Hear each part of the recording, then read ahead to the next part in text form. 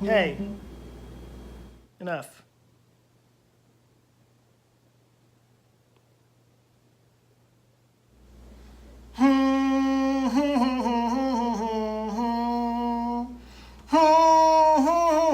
Oh my God, dude, you're driving me insane. Like, who even are you?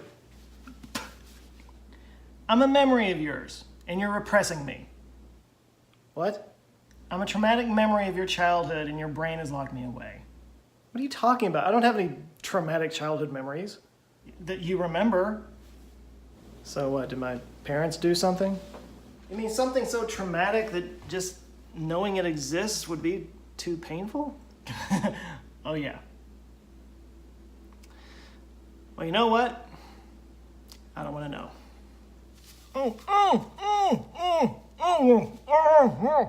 I got a good thing going on here, man. I don't want to screw it up.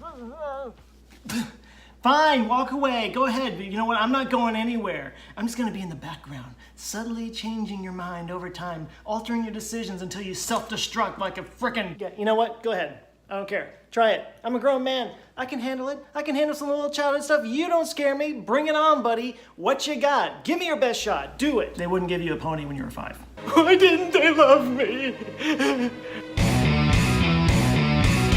The topic of repressed memories is a bit of a controversial one. There's not a lot of agreement out there. There's a lot of anecdotal evidence that doesn't quite jive with research that's done, and even some of the research contradicts with other research. Because our memories are weird. We like to think of it like a hard drive or a videotape just sort of playing back the thing that we recorded once upon a time, but that's really not how it works. Like, not at all. Memories are actually a mishmash of all kinds of different things, visual and sensory stimuli and emotional stimuli.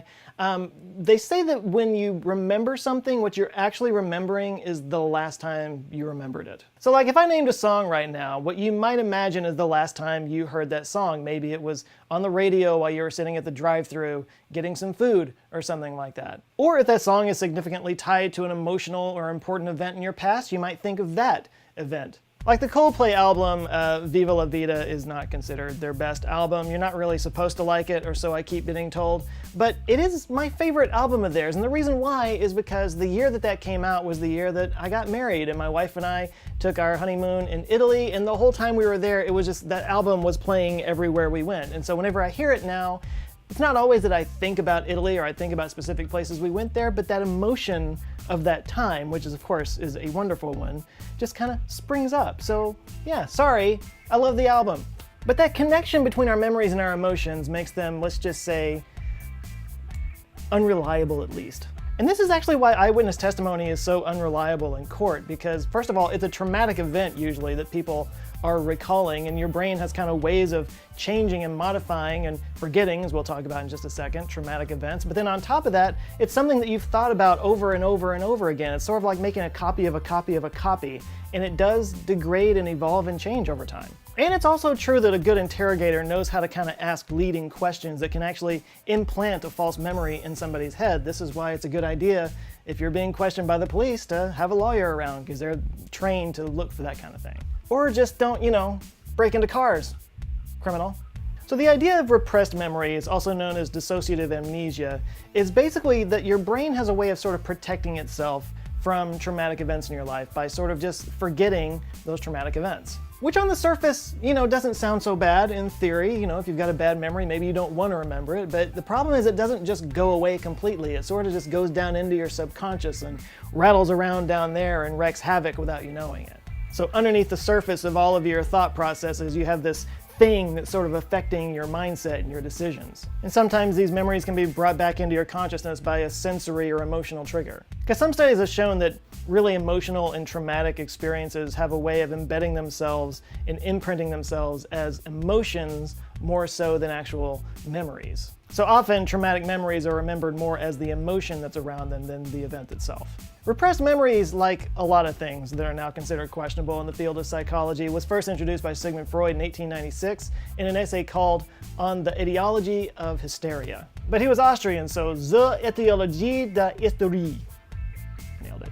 And actually in the early part of the 20th century, this idea wasn't really taken that seriously. A lot of people who had memories that sprung up later on of, say, sexual abuse when they were children were just kind of ignored and told that it was just a fake memory that they just made up. And then in the 80s, it took a hard swing the other direction, and suddenly all these repressed memories were everywhere, and they were taken very seriously, and people started getting locked up for memories that people had of that person sexually abusing them when they were a kid. And this isn't to say that those cases weren't real or that those people didn't actually experience some kind of trauma. It's just that they started taking it a lot more seriously in the 80s, and there was a little bit of a backlash to that eventually. And today, there's just kind of no agreement on it whatsoever. There's a kind of a fight going on between researchers and clinicians and therapists, with the researchers saying that this totally isn't a thing, and the therapists saying, no, this actually happens all the time. Now, Katie Morton, who is a YouTuber that talks about mental health issues, she has a fantastic channel. If you haven't checked her out, definitely do it.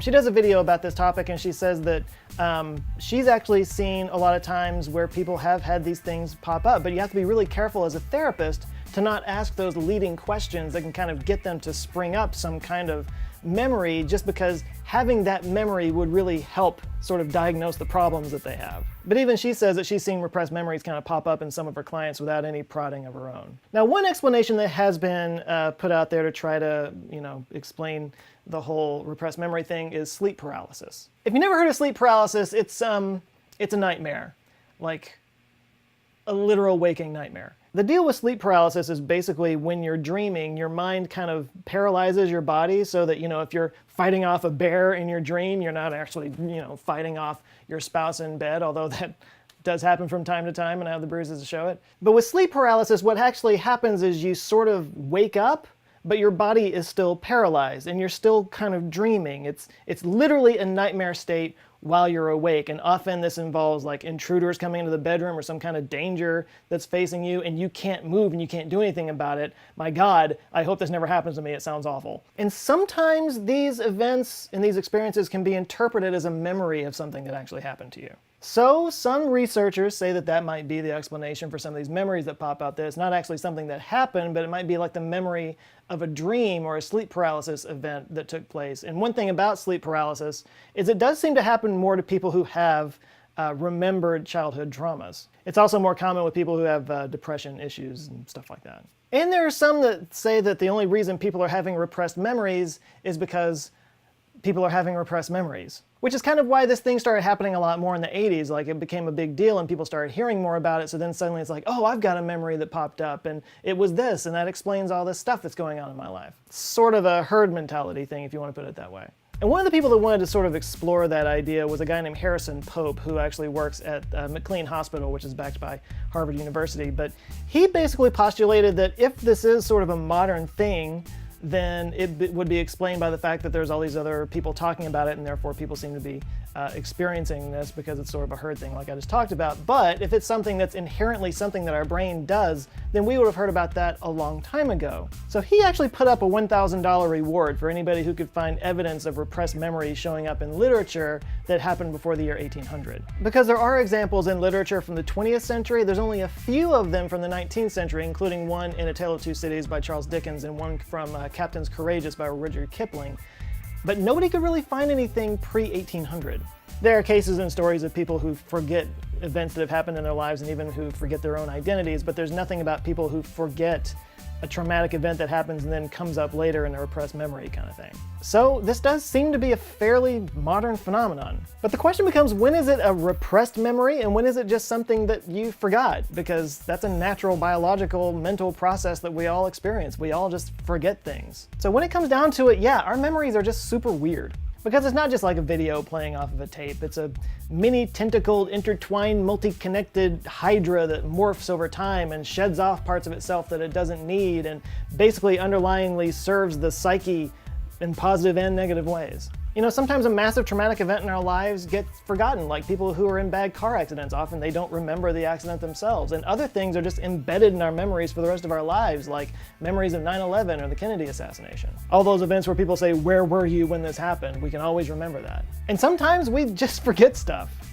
I'm terrible about this. My wife and my sister, they're always reminding me of things that I did with them, and I don't remember. It's like ringing no bells whatsoever. And it's different for each person. There are people out there who have photographic memories that actually can recall every single event of their lives. Mary Lou Henner is an actress who actually has this ability, and some people with this ability, they consider it a curse. So how much weight should we give our memories? It's a tricky question. You know, the past is prologue, it's over. The only effect the past has on the present is the effect that we allow it to have. On the other hand, those who fail to learn from the past are doomed to repeat it. Platitudes. I guess when it comes to repressed memories, what it all comes down to is what you do with it. You know, if recalling a traumatic event from your past kind of helps you get to the core of some issues that have been holding you back and allow you to move forward in a better way in your life, you know, maybe it doesn't matter whether it's real or not. Maybe your mind actually made it up because that's what you needed in order to move forward. You know, a positive result is a positive result. Of course, if this made up memory puts an innocent person in jail, that's a problem. So maybe they're helpful in clinical and you know, therapeutic situations, but more problematic in courtroom situations. But if you're the parent of a small child, just to be safe, you might want to get them that pony. So listen, this is a heavily debated topic. I wanted to kind of cover this right down the middle, but I want you guys to talk about it down in the comments below. Have you had a repressed memory of some traumatic event that happened to you in the past? Was it helpful? Was it hurtful? Do you think the whole thing is BS? Discuss down below. All right, thanks a lot for watching. T-shirts available in the store at answerswithjoe.com/shirts. I hope you enjoyed this video. If you did, maybe check out this one. Google thinks you will like it too. Maybe check out some of the other videos that I've done. And if you like the cut of my jib, I invite you to subscribe because I do videos like this on sciencey and future type topics every Thursday and every Monday. All right, thanks again for watching. You guys go out now, have an eye-opening rest of the week, and I'll see you on Monday. Love you guys. Take care.